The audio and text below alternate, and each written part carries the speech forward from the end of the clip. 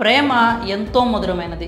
మనసుకు నచ్చిన వారిని పెళ్లి చేసుకుంటే జీవితంలో ఎలాంటి ఇబ్బందులు ఉండవని భావించి చాలామంది ప్రేమ వివాహాలకే చేకూడుతున్నారు. కొంతమంది పెద్దలను ఎదిరించి పెళ్లి చేసుకుంటే కొంతమంది పెద్దలను ఒప్పించి సాంప్రదాయబద్ధంగా పెళ్లి చేసుకుంటున్నారు.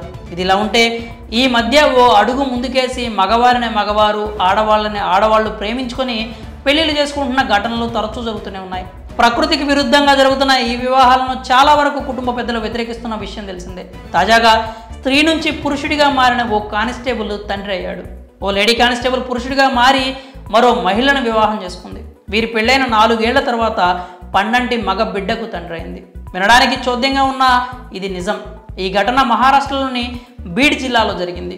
అసలు విషయానికి వస్తే మహారాష్ట్రలోని బీడ్ జిల్లా మజల్గావ్ తాలూకాలోని రాజగావ్కు చెందిన లలిత సాల్వే పోలీస్ కానిస్టేబుల్గా ఎంపికైంది. 25 ఏళ్ల లలిత సాల్వే తన శరీరంలోని మార్పులను గమనించి వైద్యులను సంప్రదించింది. 2013లో వైద్య పరీక్షల్లో ఆమెకు వై క్రోమోజోమ్ ఉన్నట్లు నిర్ధారణ అయింది. సాధారణంగా మగవారితో సంబంధం కలిగి ఉంటాయి. ఆడవారికి సాధారణంగా 2 X క్రోమోజోములు ఉంటాయి. లింగ డిస్ఫోరియాతో బాధపడుతున్నట్లు వైద్యులు లలిత్ సాల్వేకి లింగ మార్పిడి శస్త్రచికిత్సను సిఫార్సు చేశారు. ఈ క్రమంలోనే 2017లో లలిత సాల్వే బాంబే హైకోర్టును ఆశ్రయించింది. లింగ మార్పిడి సర్జరీ కోసం 4 రోజులు సెలవు కోరింది.